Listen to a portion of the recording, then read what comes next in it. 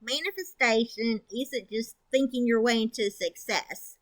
Brain imaging shows that gratitude physically changes your brain state. That's neuroscience. That's not woo woo, even though I love all the woo woo over here.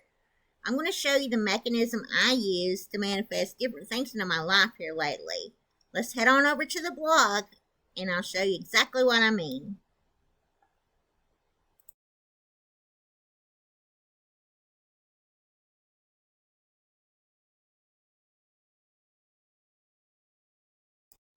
Why the law of attraction feels like a lie when you're struggling, and what actually works instead. Hey guys, thanks so much for pushing play on this video. I'm so happy and so grateful you're here with me today. If you're new to the blog or my Substack, my name's Amy and I'm the blogger behind iHeartLOA.com, and you may be on my YouTube channel or my Rumble. I'm pretty much all over the place these days. Alright, let's get into it. Most manifestation advice is written by people who've already made it. Have you ever noticed that?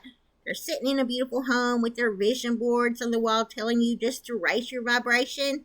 I used to tell people to raise their vibration too. And if you're reading this from a place of real struggle, real pain, or financial stress, that advice can feel like it was written for someone else entirely. Today, I want to talk about what nobody in this space will say out loud.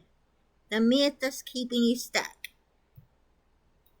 When I first started learning about the law of attraction, the gurus used to say you have to feel good to attract good. I myself used to think you had to think only positive thoughts. Well, what if you don't feel good and it's no cause of yours? What if you have a chronic illness or you're in a depression? Does that mean that you're only going to manifest bad things into your life? No, I don't think so. Thinking like this will only set up a sense of shame inside of you, and that in turn creates resistance. The law of attraction responds to your dominant energy over time, not every little individual thought that you have, okay? What I notice that others are not saying. Most manifestation content ignores the people who are actually in the thick of it, who are having health issues, in a depression, really struggling in life. Nobody's teaching this from inside that hard season. I'm not teaching this from the other side. I'm teaching it from the middle, right now, with RA, while rebuilding everything I lost. There's a huge gap between what people say works and what actually works. Positive thinking alone does not work. This is the biggest gap between what people say about the law of attraction and what actually works. Research shows that positive thinking in and of itself will not manifest your goals or desires. You still have to set realistic goals, work within your means, and take inspired action steps towards change. The notion of positive thinking essentially blames people for their suffering, illness, or difficulties.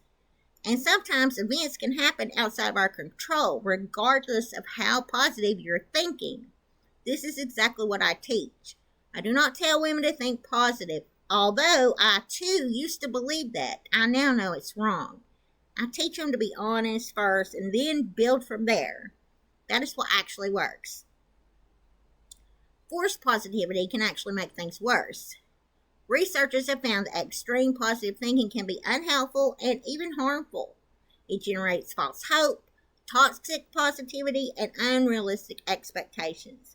I do not teach forced positivity because I found out that it doesn't work. That just creates resistance.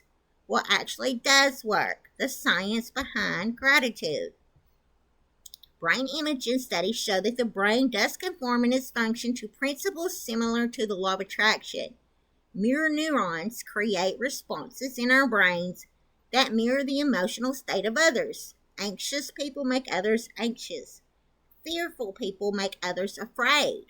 The same principles applies to happiness and expected reward. And importantly, the placebo effect shows that the greater your expectations and beliefs that something will be effective, chances it has of creating a positive response, the greater chances it has. The mind is a powerful tool. We can increase or decrease our heart rate and blood pressure just through visualization techniques. Now, gratitude physically changes your brain state. That is not woo-woo, that's neuroscience. And when your brain state changes, your actions change. And when your actions change, your results change. That is the real mechanism behind what I teach. The gap in a single sentence. Manifestation in its popular form oversells the idea that we can think our way into success without acknowledging the hard work and the practical steps that are involved. That is the gap right there. The popular version says think it and get it. The real version, the one that I teach, says feel it genuinely, take honest, inspired action, and stay open to unexpected doors. What actually works from rock bottom? Micro gratitude. Not forced positivity, but honest, tiny truth. There's a blog post posted on my blog that will link you right to that post, okay? Affirmations spoken even when they feel like a stretch. Now, I have another post showed right here that tells you what I use to remind me to do my affirmations daily. Surrender. Releasing the how and staying open to unexpected channels. You have to release the how. You have to release control of how you're going to receive, okay? Consistency over perfection. Showing up imperfectly every single day like I'm doing right now. Just do it. Rest as an act of faith, not laziness, but trust. You're going to trust in the process. Now, my proof. If you're new to my blog, here's my story as succinct as I can make it. I got RA in 2021. Now, there's a post link that's going to tell you all about my back history. Then a year of depression followed. I left my blog and my business go. I let everything go. I thought my life was over. 2026 came along and something inside me shifted. I decided I wasn't going to let RA get the best of me. And so, I decided to go back to what I used to teach others and use it on myself. This time, starting slow and easy. Using gratitude as a tool to help pull me out of the depression fog. After only 2 weeks of practicing gratitude intentionally every day, my life started to change. More and more things showed up for me to be grateful for. I manifested $5,000 through an unexpected channel. I cannot talk. You can read all about that. There's a link in the blog post that takes you straight to that story. Now, I'm rebuilding and reclaiming my life from the ground up. I'm right in the thick of an RA flare-up that's been going on for 5 years, but I'm doing it. If I can do it, you can too. I'm not a guru sitting on the other side of a perfect transformation. I'm a woman with a chronic illness, a real rebuilt block, and an unshakable belief that this works. Because I've watched it work in my own life. That is what I write about every single week. If that's the kind of real talk you've been looking for, you're in the right place. Subscribe if you haven't already and grab my free 7-day micro gratitude challenge below.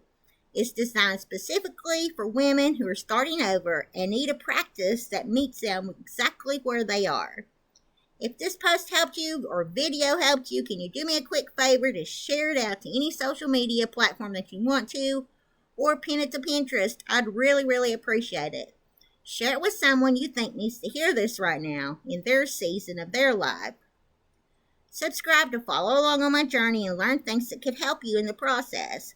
Don't forget to grab my freebie, to grab my freebie I made especially for you, called the 7-Day Gratitude Challenge. I'll see you in the next video.